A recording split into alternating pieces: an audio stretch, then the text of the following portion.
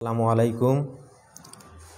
আমি মোহাম্মদ মোয়াজ্জেম হোসেন, প্রভাষক উৎপাদন ব্যবস্থাপনা ও বিপণন, ডিমলা ইসলামিয়া ডিগ্রি কলেজের অনলাইন ক্লাসে যুক্ত হচ্ছি।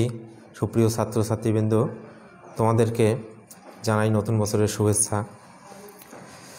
আজকে আমরা আলোচনা করব ব্যষ্টিক পরিবেশের উপাদান। ব্যষ্টিক পরিবেশের উপাদানগুলো কোম্পানির উপর সরাসরি প্রভাব বিস্তার করে। বিপণন পরিবেশের পক্ষ শক্তি উপাদানগুলো কোম্পানির সঙ্গে ঘনিষ্ঠভাবে জড়িত থাকে, ফলে কোম্পানির প্রভাবগুলো সহজেই অনুধাবন ও নিয়ন্ত্রণ করতে পারে। আমরা নিম্নে ব্যষ্টিক পরিবেশের উপাদানগুলো নিয়ে আলোচনা করতেছি। ব্যষ্টিক পরিবেশের উপাদানের প্রধান উপাদান হচ্ছে কোম্পানি। কোম্পানি হলো কতিপয় ব্যক্তির সমন্বয়ে গঠিত আইনসম্মত ব্যবসা প্রতিষ্ঠান। একটি কোম্পানিতে বিভিন্ন বিভাগ থাকে, যেমন ক্রয় বিভাগ, বিক্রয় বিভাগ, উৎপাদন বিভাগ, গবেষণা ও উন্নয়ন বিভাগ, হিসাব বিভাগ, বিপণন বিভাগ ইত্যাদি। এ সকল বিভাগের সমন্বয়ে বিপণন কার্যাবলী সম্পাদিত হয়। পরস্পর নির্ভরশীল এ সকল বিভাগের কার্যদক্ষতার উপর কোম্পানির দক্ষতা ও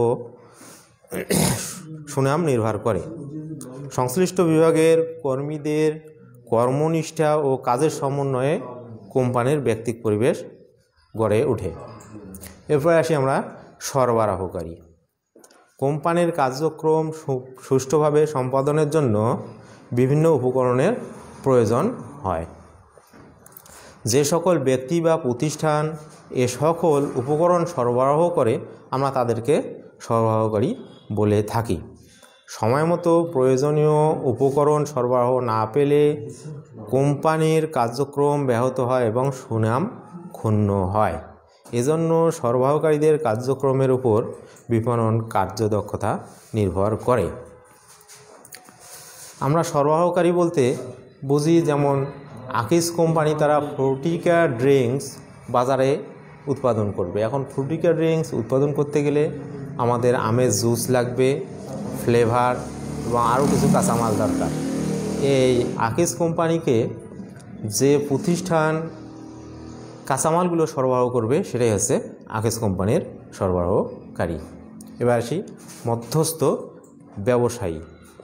যে সকল ব্যক্তি বা প্রতিষ্ঠান কোম্পানির পণ্য চূড়ান্ত ভোক্তা বা ব্যবহারকারীর নিকট পৌঁছায় তাদেরকে মধ্য ব্যবসায়ী বলা হয়, যেমন পাইকারি ব্যবসায়ী, খুচরা ব্যবসায়ী, পরিবেশক, প্রতিনিধি ইত্যাদি।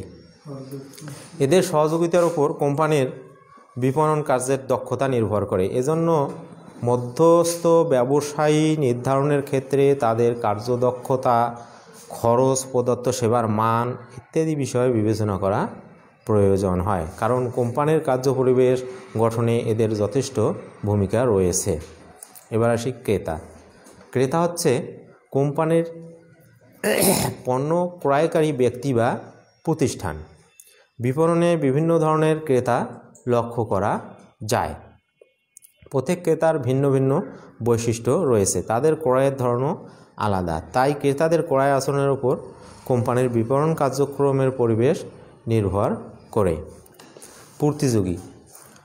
প্রতিযোগী হচ্ছে ব্যবসায়ের প্রতিপক্ষ, যারা একই ধরনের পণ্য বা সেবার অফার দেয়। অর্থাৎ কোনো প্রতিষ্ঠানের বিপণন কার্যক্রম অন্য যে সকল প্রতিষ্ঠান সমজাতীয় পণ্য বা সেবা অফারের মাধ্যমে প্রভাব সৃষ্টি করে তাদেরকে প্রতিযোগী বলা হয়। প্রতিযোগী প্রতিষ্ঠানগুলো সমজাতীয় ক্রেতাদের কাছে পণ্য বিক্রয়ের চেষ্টা করে। কোম্পানির বিভিন্ন ধরনের প্রতিযোগীকে মোকাবিলা করতে হয়।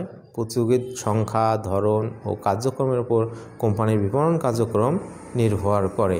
যেমন মোটর সাইকেল কোম্পানির কথাই বলি আমরা। মোটর সাইকেল কোম্পানি, বিভিন্ন দেশে বিভিন্ন কোম্পানি আছে, তারা সমজাতীয় মোটর সাইকেল নিয়ে ক্রেতাদের কাছে অফার দিচ্ছে।